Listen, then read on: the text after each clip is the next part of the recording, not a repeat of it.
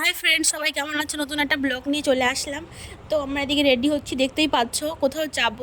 তো আজকে শ্রাবণ মাসের প্রথম সোমবার তো চলে গেছে, সেদিন জল ঢালতে পারিনি, তো দ্বিতীয় সোমবার উপলক্ষে তো আমরা জল ঢালতে যাব জলেশ্বর। তো সেই জন্য রেডি হচ্ছিলাম। তো আমার দাদা ভাই রেডি হয়ে গেছে, তো আমিও রেডি হয়ে গেছি। তো সিঁদুর পরে একটু প্রণাম করছিলাম। তো প্রণাম করে এখান থেকে বেরিয়ে গেছি ঠাকুর প্রণাম করে। তো তোমাদের দাদার দিকে গাড়ি বের করছে, তো দুজনে বেরিয়ে পড়বো। তারপরে তো বেরিয়েও পড়েছি। ওদিকে ও ঠাকুরের জন্য ভোগ নিয়ে নিল, তারপর আমরা গাড়িতে নিয়ে বেরিয়ে পড়লাম।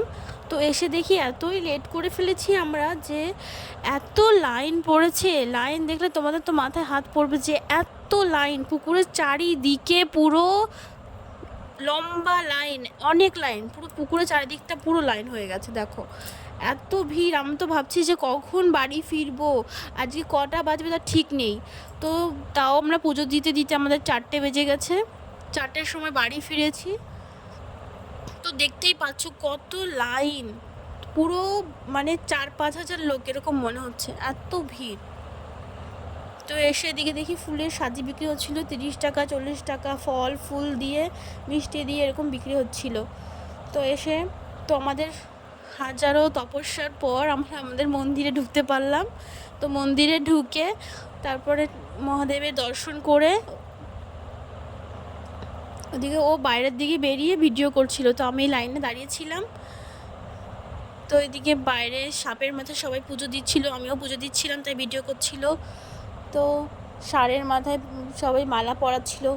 দেবের মাথায় জল ঢেলে বাইরের দিকে এসে সাপের পুজো করলাম, করে পুকুর ঘাটে গেছি। ওখান থেকে ঘুরে নিয়ে দেখছিলাম যে লাইন কত দূর আসলো। তারপরে এদিকে বট গাছের তলায় আসলাম, এখানে সবাই মানত করছিল হয়তো।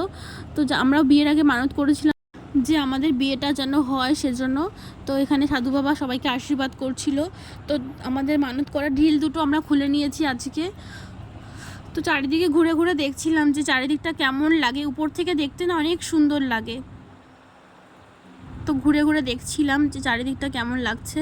তো সবাই এখানে দাঁড়িয়ে বসেছিল মন্দিরটা দেখো কত সুন্দর। যারা যারা দেখোনি মন্দিরটা, তো জলেশ্বরে অবশ্যই এসে ঘুরে যাও। তো শ্রাবণ মাসে চৈত্র মাসে এখানে মেলা হয়, সবাই আসো। এদিকে পুকুর থেকে সবাই স্নান করে এখানে এসে ধূপকাঠি প্রদীপ মোমবাতি সবাই ধরিয়ে তারপরে জল ঢালতে যায়। আমরা তো বাড়ি থেকেই স্নান করে তারপরে পুজো দিতে এসেছি।